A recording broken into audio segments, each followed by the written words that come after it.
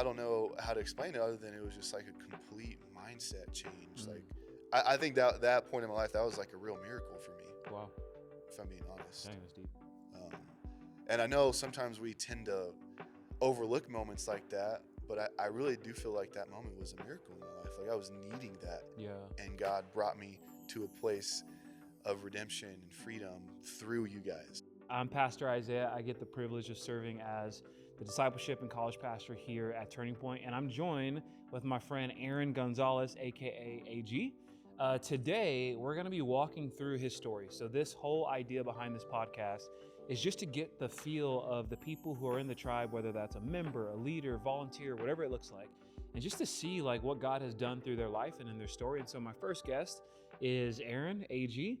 And so, as we start, I wanted to start with two hot take questions, just to get the ball rolling. So, the first hot take question: is cereal a soup?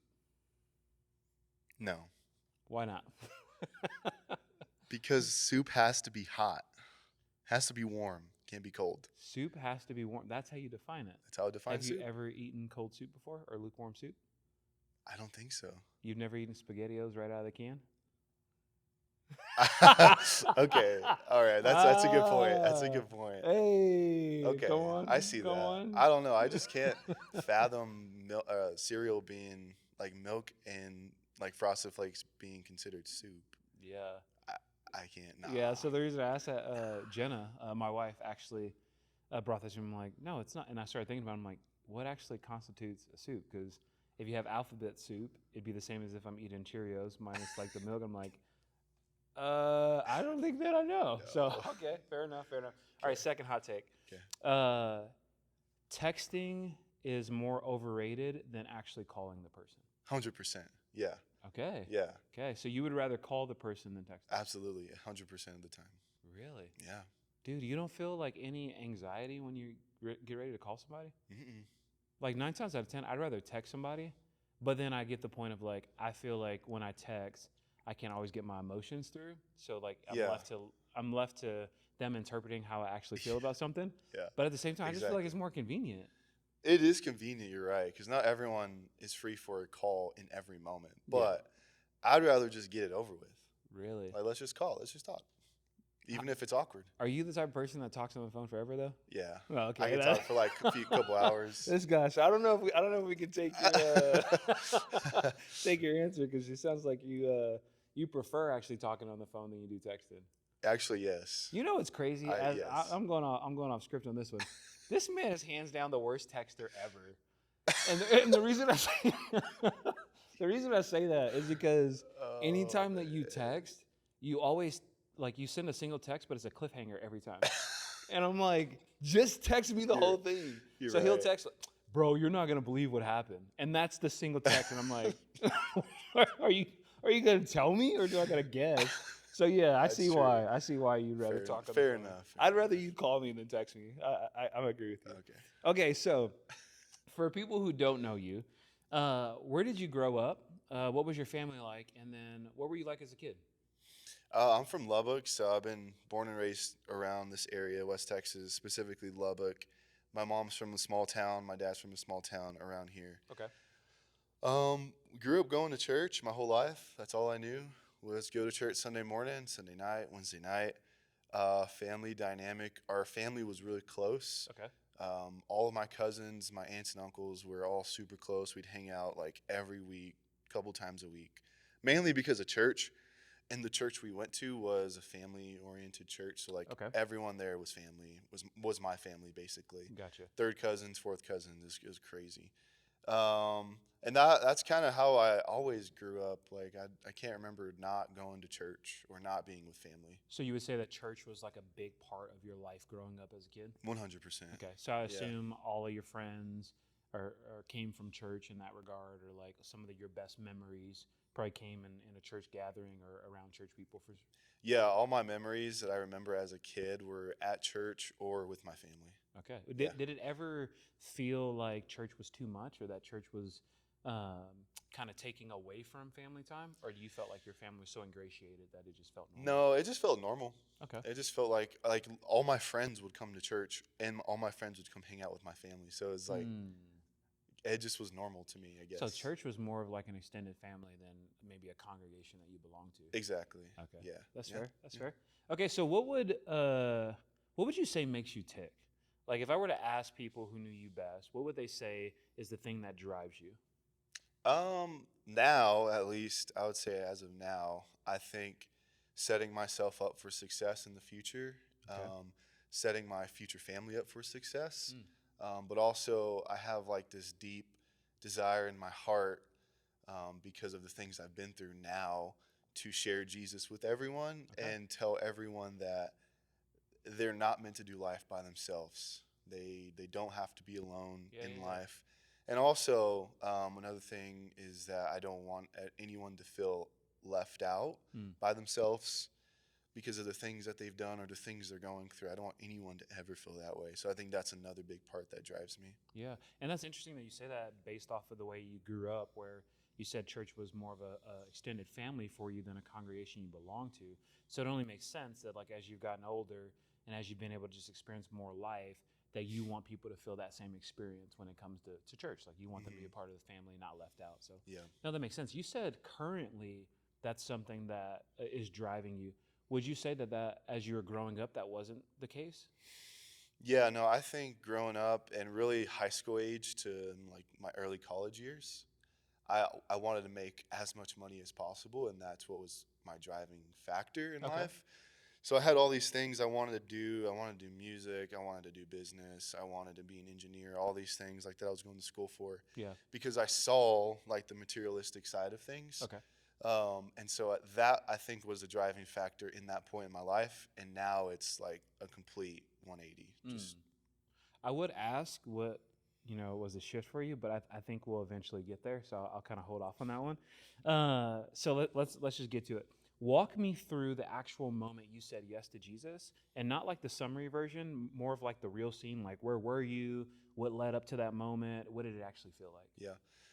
So at an early age, it was growing up in a Baptist church. We did what's called RAGA track meets. Bro, what? Yeah, yeah, it's weird. Okay, I don't. RAGA. Yeah, it's like I don't know how to explain it other than it just reminds me of like Boy Scouts and Girl Scouts, I guess. Okay. And there'd be guys and girls Okay.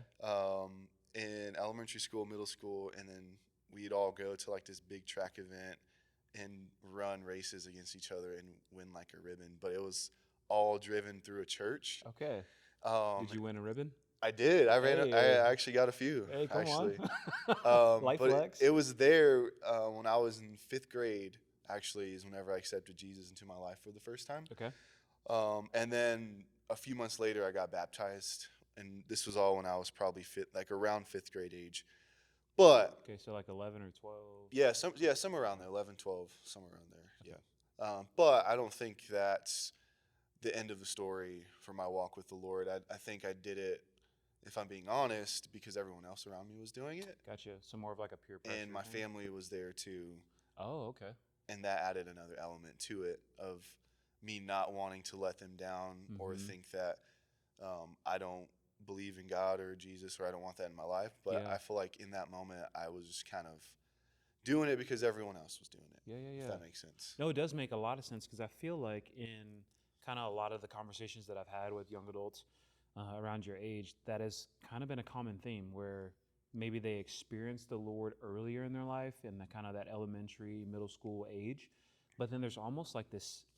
It sounds weird, but it's like this second awakening that they have where as they get older, they look back on that moment and they go, man, I don't know if I fully put my trust in Jesus back then. So I want to make that decision now. Yeah. Or I've seen situations where people are baptized as infants. And so as they come of age, they're just kind of like, man, I know that I was baptized as a child, as a baby. But at the same time, like I feel like that wasn't my actual choice. Yeah. So as they get older, they're like, I want to be rebaptized. And so no, that makes a lot of sense. Where do you feel like in terms of the pressure coming from your family was coming from? I think a lot of it was the culture of that time in my life. Okay. Like that's the culture I grew up in. Yeah, yeah, yeah. So all my family, we all went to church. Like 4 of my aunts and uncles were all in the same church. My parents were some of the ministers at the time. Okay. And I think that was a big part of it. So there's a weighty expectation there. If your parents are ministering, and like exactly. you're the black sheep who hasn't given their life to the family yet, Exactly. or Yeah. to the faith yet. So okay, Exactly. yeah. So- So you never really felt the external pressure from your family saying this is something you need to do, but because you were in the environment and they were leading in that way, you felt it necessary to make that decision at that time. Mm-hmm. Okay, that makes sense. Yeah. This is a side note. You said it's RAGA. It's so what does that stand RA. for? I don't know. I have no idea. Okay. I'm gonna have to look that up later. But it was Oh. RA and then GA. It's like RAGA. I don't know what it stood for. Yeah, I'm like Raga. Yeah. It was two separate acronyms. So it was RA is one acronym, Okay. and then GA was an acronym. But you don't remember what they were. I don't remember. Oh my gosh, that's funny. Okay, Yeah. so so you make the decision at that time. You're in the 5th grade. You're at RAGA, running, getting your ribbons, all that kind of stuff, around church folk and in your family, and you have this desire, man, I want to make this decision to follow Jesus. So that happens, but you recognize even in that moment that you did that, maybe that wasn't you fully giving your life to Jesus. So what would you say was that moment for you when you recognized it? And sometimes, and I'll just clarify this, I know for some people, they can think of an actual moment where, hey, I made the decision. And there's others where it's like, they don't have a moment, they have a series of moments. So for you, one, was it a moment or was it a series of moments? And then two, what did that look like?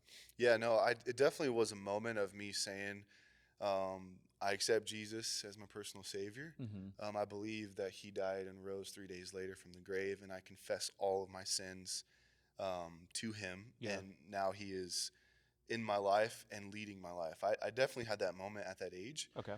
but I didn't necessarily follow it.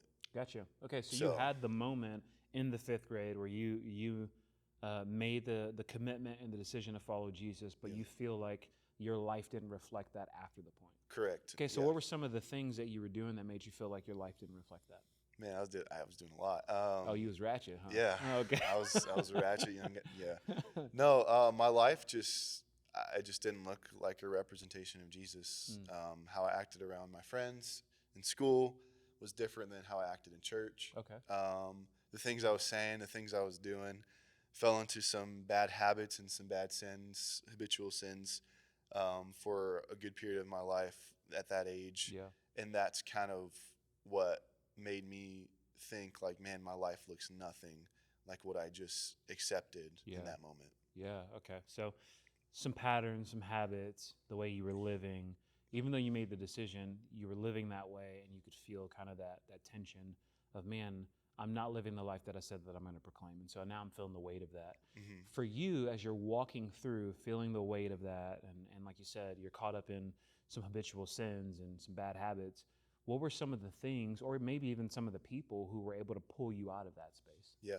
Honestly, it didn't happen until I got out of college. Okay, hold on. Let's. Yeah. I'm a big fan of timelines. Okay. And so you're saying, man, I committed my life to follow Jesus in the 5th grade. Yep. But the life that I was living beyond that point, I could feel this tension that, man, I'm not living up to what I said that I'm committed to. And then you're saying, man, I didn't really come out of that stuff until college, right? Mm-hmm. That's a long time to be navigating that tension. And so rather than like treating this as, oh man, there's something wrong with you, I guess my question is, was there no one in your life maybe challenging you throughout that process, or they were and you just weren't listening? No, I don't think there was necessarily a certain person that was challenging me. Okay. I wasn't navigating anything. I was pushing it under the rug. Oh, gotcha. So just kind of living in secrecy. Exactly. I knew what I was doing, and yet I still chose to do it. You know, I knew that the sins that I was living in were wrong, and I still chose to do them for a very long period of my life. Man, that sounds exhausting. Yeah, it was. It was very exhausting. It sounds exhausting. Yeah. The reason I say that is because, like, even for me, like, so I didn't experience the Lord until my mid-20s, and so my transition into following Jesus was it took me longer to get there than it did you. So when I look at the life of sin, so to speak, that I was living, that was normal for me. So when I look at your testimony, I'm going, man, like you made this decision early, so you recognize early that the life that you were living, like the sin that you're in, was weighty. So like you carried, believe it or not, like you carried that weight longer than maybe I carried it because I was oblivious to it beforehand.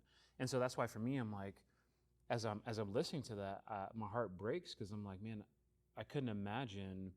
You know, we talk about youth and serving in youth, and I'm like, there's some fifth graders who've made the decision to follow Jesus, but are still carrying the same weight that you carried, and I'm like, what can we do to better help them? So if you're looking back in that time frame of your life, what do you think could have helped you get out of that cycle a little bit sooner? Being honest, Okay. being open, being transparent. I feel like there's always moments. We had these altar call moments Yeah. at church, and I never really went up. And I felt like I was doing good because I confessed my sins to the Lord between Yeah. me and Him. But I know it's more than just doing that. Yeah. Like you have to say it, and then there's an action step with it that I didn't necessarily do. No, And absolutely. so I fell into the trap of once saved, always saved, Okay. and I confess my sins, and I'm good, Yeah, I'm yeah. clean. And so I would say, I would encourage people to not fall in that. I would encourage people to actually confess to your brother, like James says, confess to one of your mentors or to one of your pastors what Yeah. you're going through, because you will get out of that cycle that much more faster. And I feel like you will not have to go through the things that I went through or carry the weight that I had to carry for 10 plus years of my Yeah. life, because that's just not right for someone to have to carry that much No, for 100%. that long. Especially being that young. I mean, you talk about carrying something for a decade. Like Yeah. a decade is a long time, and so Yeah. just the weightiness and the it sucks because I'm like, man, there's a freedom with the Lord that you could have been walking in, but here's the other side of it. The Lord is so faithful to even redeem that decade, right? And so I could imagine, as you said, man, I came out of that in college. You've been able to see God move in your life in ways that maybe He wasn't moving then, or He was and you just weren't recognizing. Yeah. So talk to me a little bit about. So you come out of college, and that's the moment where you start to feel the change, or you start to see the change, or maybe you start getting more honest. Like what was that like? What were you going through? What were you navigating? How did you get to the point of honesty and transparency? Yeah, I think I was just done. I had a moment where I was like, I am so done living this way, feeling this way, doing this habitual things in Yeah. my life. I was done with it, and I felt dirty, gross, shame, guilt. I felt all of those things, and I don't want this to sound corny, but it was whenever I met you on campus for the first Oh time. yeah, I remember that. And you invited me to Tribe, and I was like, I've never been a part of like a young adults ministry like this. I've gone to church. My previous church I went to, we had a group, and then from the youth group, it kind of evolved into the college group because we're all the same age. Gotcha. But I felt like I didn't press in as much there, and I don't really know why. I think it was just because I was feeling the same way. I didn't want to be open or honest with the people, and also like it doesn't feel right to sometimes share that with people. Like I don't want people to know what I'm going through Interesting. or Okay. the sin that I'm dealing with. Yeah. It's funny you say that. I was met with somebody the other day, and we were talking through how David says, "Search me, O Lord. If you find anything wicked in me, take it out." And I told him, I said, "Man, I find that it's easier for me to confess sin that I've overcome than it is for me to confess sin that I'm actually walking in." It's true. And so in that same Yeah. regard of when you said that, I'm like, oh man, that reminded me of the conversation I just had. Is like, Yeah. we can hear that and go, oh man, you should have shared that. But in all reality, it's really hard to confess the sin that you're currently walking in. So Yeah, no, I exactly. get that. Exactly. Forgot the question. Yeah, so you're telling. Sorry. No, you're good. So you're just telling me about you being invited to Tribe and like never being a part of something like that, and that's what helps you kind of come out of that season. Yeah. I think if I'm being just completely honest and transparent in this moment, I think the way that I saw you and Jenna love on me through that season and getting to know me, I think that really opened my eyes to like, whoa, those people know Jesus, they love the Lord, and I want to be a part of what they're doing, and I want to be I want to be free for what I'm going through. Yeah. And so I think that really pushed me to be open and honest with you guys Yeah. and on a more deeper and intentional level. And then obviously our relationship and friendship grew from there. Yeah. But I think just seeing that from you guys on the first like couple of times I remember coming to Tribe really just drastically changed my perspective. Like, I can't remember like a specific moment, but I just remember being in the room, sitting in the room, and the things that were being talked about, and Yeah. what you were saying, and how Jenna was talking to the girls, and our interactions together. Like, I don't know how to explain it other than it was just like a complete mindset change. Mm. Like, I think that point in my life, that was like a real miracle for me, Wow. if I'm being honest. Dang, that's deep. And I know sometimes we tend to overlook moments like that, but I really do feel like that moment was a miracle in my life. Like, I was needing that, Yeah. and God brought me to a place of redemption and freedom through you guys. Dude. So, Dude, well, one, I'm blessed to be able to be a part of that. But it's interesting as you said that, like, what was ordinary for us was a miracle for you.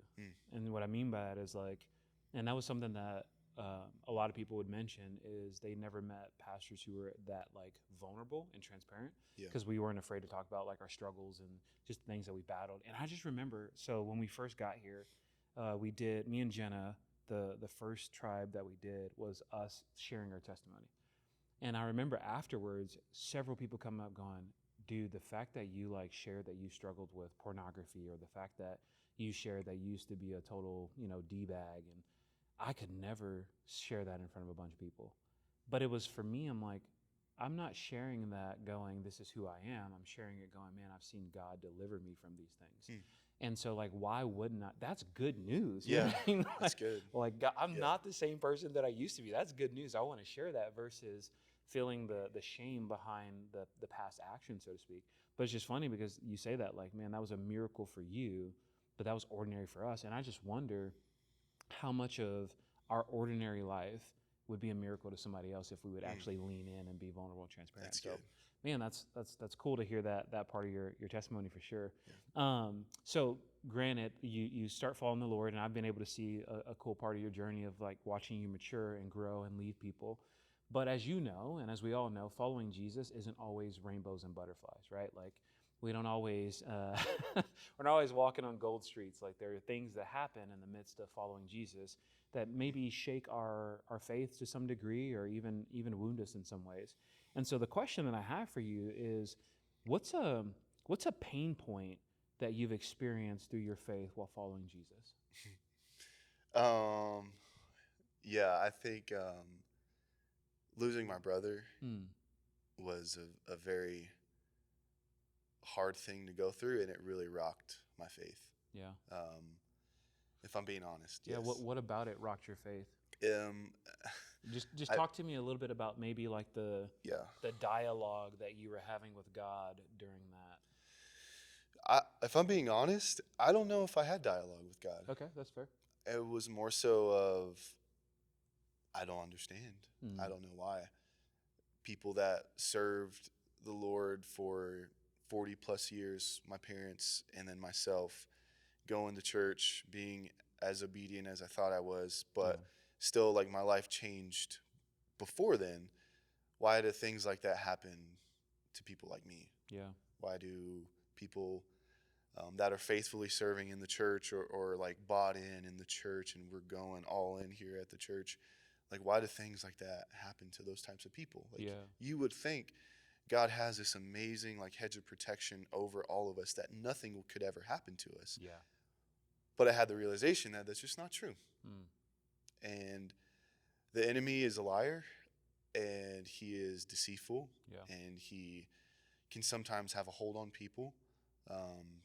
And I think that was probably the hardest thing that I've ever had to go through, Yeah. even up until this point today. So, Yes, as you're going through that, like trying to navigate life kind of after that fact or after that moment, what are some of the things that you're feeling? What are some of the things that you're wrestling through? What are some of the things that you would feel like pulled you through that, or have been pulling you through that? Yeah, I have a couple close friends that I really leaned on in those in these last couple years, and I think forcing myself to be honest and transparent with my feelings and how I'm feeling about it it really helped me get through it. But also, like, I think it gave me a new perspective on life, that no matter how good I say I am, evil is still prevalent in the world. There can be good and Yeah. evil Yeah. at the same time. Yeah. And that's just the reality. That's the world that we live in. And so I think that was a big part of my perspective change during these last 2 years. And I really dove into tribe even deeper on a more intentional level. And also, I feel like what helped me was pouring into other people, not making it about myself. Dude, talk about that. And I don't know, I've never felt like that before until this moment. Like, people need to hear about the good news. Yeah. People need to hear about what Jesus has done for me and what he can do for you. Yeah. And I don't think I necessarily was doing that. Hmm. And now, after going through that, I want everyone to know, because I don't want anyone to have to experience what I went through. And I want everyone to know that there is hope and that there is good news through Jesus Christ. Yeah. So, It's so interesting when you hear um, that God will turn all things good for those who love him and are called by his name. yeah. It's easy to hear that, and I feel like everybody loves to quote that, when everything's going well, or even when you stumble, and it's like there's moments where you go, I don't want to hear that verse.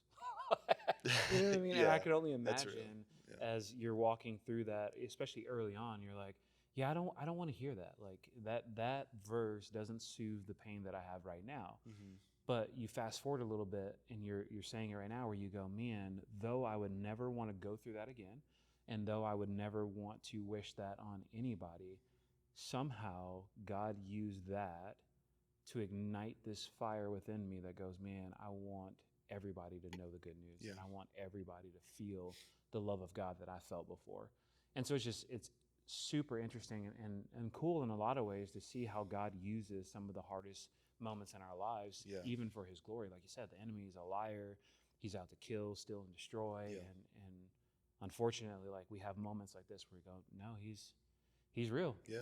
But also God is real and God is stronger. And so to be able to see that. Yeah.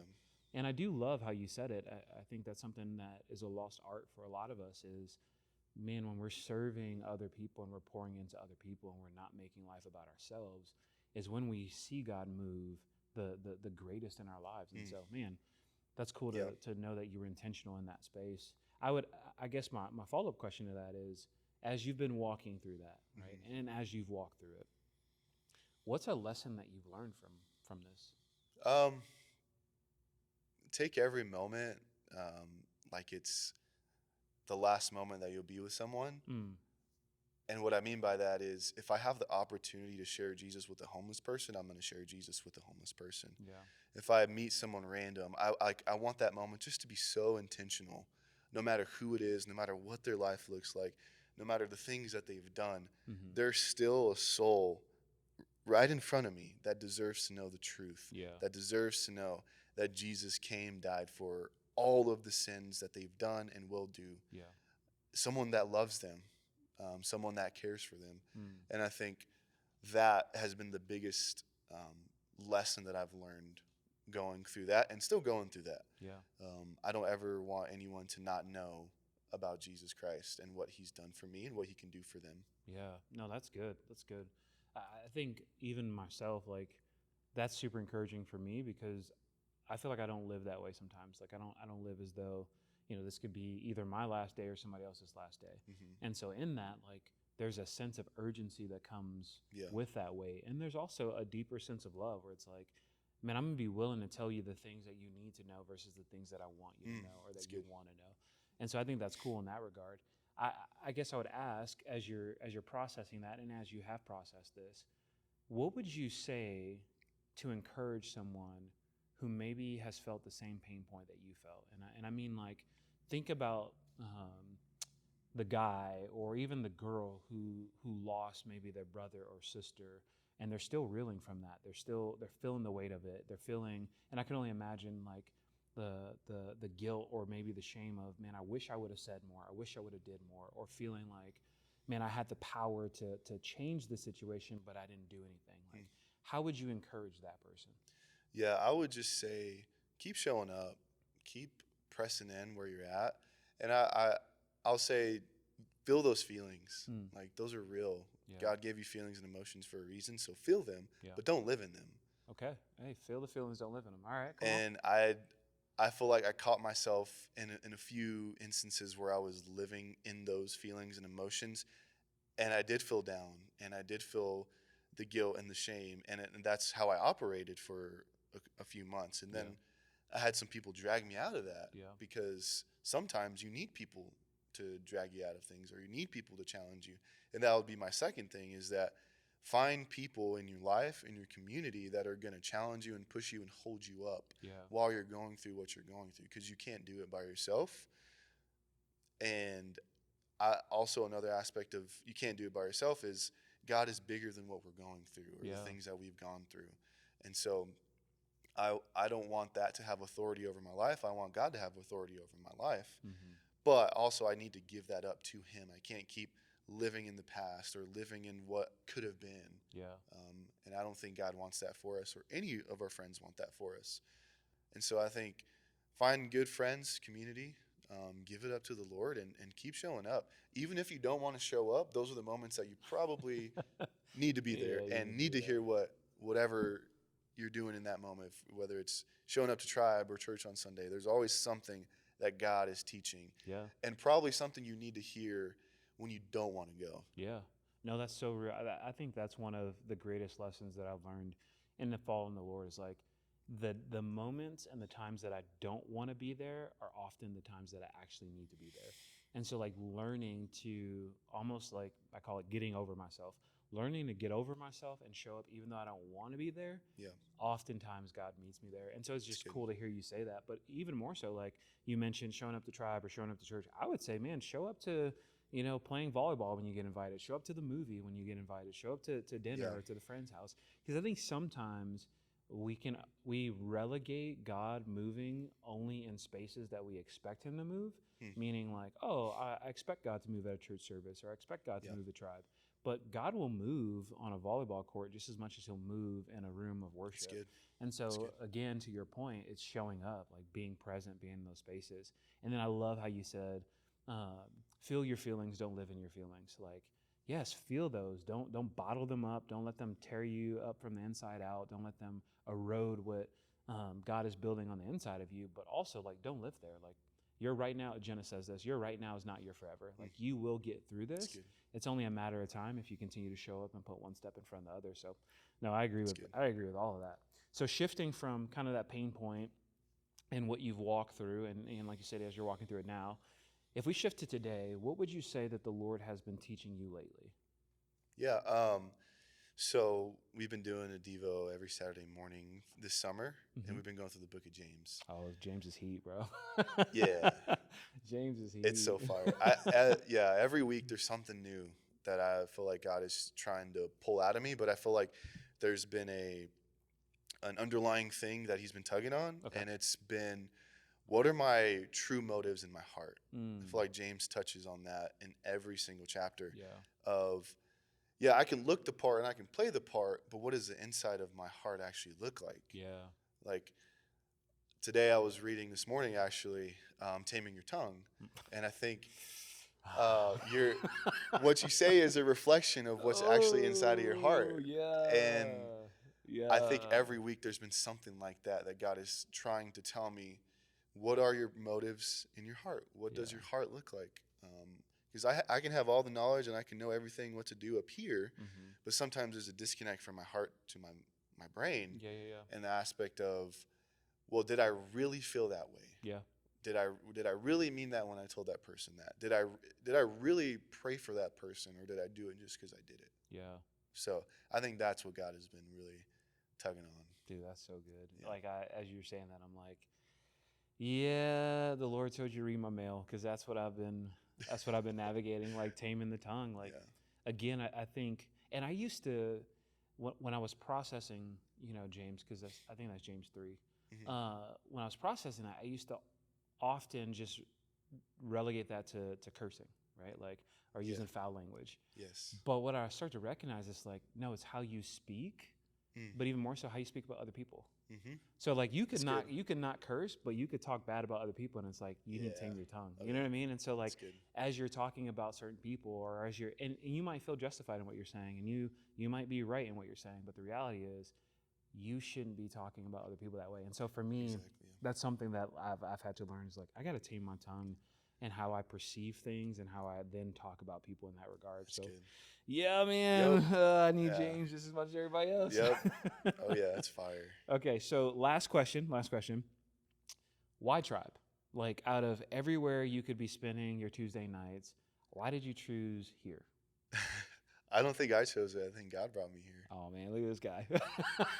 I know that sounds Look at corny, this but guy. I truthfully think the way that I found Tribe was just so out of the ordinary. Yeah. I don't think it was not a God moment. I think it was genuinely a moment of yes, sure.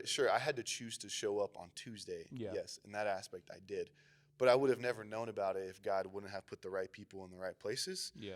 And so I don't know if everyone knows, but Pastor Ricky, he's the youth pastor on staff. Mhm. I knew him, previous to Turning Point. Yeah. And so he's the one that introduced you to me on campus. Mm-hmm. I And still remember that. Yeah. yeah, and that was the moment I feel like God divinely placed you there to invite me to come to Tribe. Yeah. But I think to go deeper, the way you and Jenna have been so vulnerable, honest, transparent in y'all's story and y'all's life, and like it just feels like family to me. Like it just feels natural. Like Mm. I want to be a part of something like that. Yeah. Who wouldn't want to be a part of something like that? People that invite people to their house on a regular basis, or they can just show up whenever. Yeah. Like who wouldn't Yeah, want literally, that? Yeah. And I think that's been like the biggest thing for me why I choose Tribe is because I want to follow a pastor and a leader like you, and Jenna. And I that in that moment and in that season of my life, I really needed you guys. Mm. And so now I have dug my roots so deep in Tribe. I've been here for 4 years, Yeah. and I don't see myself going anywhere. Yeah. So just so you know, but I think that's why I chose Tribe. Yeah. No, that's that's powerful. Because again, like, yeah, I would agree with you. I think that was God's divine nature. Because it's funny that you say that, like how we met. So again, he knew Pastor Ricky, and I was maybe a couple weeks new here, and Ricky's just like, "Hey, you want me to show you Texas Tech?" Yeah. I'm like, yeah, absolutely. And so I just remember walking through Texas Tech, and we were getting to that free speech area, that long walkway. And there's this one person walking. He goes, "Hey, I think I know that guy." I was like, "Oh, yeah." He's like, "Yeah, that's Aaron. I used to coach him at KPA football or whatever." I'm like, "Oh, cool." So we stop, we talk to you. And then I just invite you to come to Tribe because you told me that you played music. I'm like, "Oh, yeah, we're always looking for like guitarists and building stuff." You're like, "Yeah, I'll check it out." But it's funny because I've gone back to Tech and I've never walked that again, and there's only been one person walking there, Yeah. which is wild. That's Like crazy. it's so That is crazy. crazy. And I'm like, dude, like God literally ordained that because I'm like, I've been back to Tech countless times, and I'm like, I've walked that same path countless times, and I've never walked that path again where there's only been one person walking there. Hmm. And I'm like, That's dang, crazy. that's crazy. So That's again, I would agree that God put that together, and you've been a blessing. Obviously, you've been a headache at times, and you know that. But like, For sure. you've ultimately been a blessing just to watch you love on people and just kind of take some of the things that we've instilled in you and watch you just run with it and bless other people with it. But even just watching you persevere, and I've told you this before, but like, man, your gift for faith has just been mind blowing.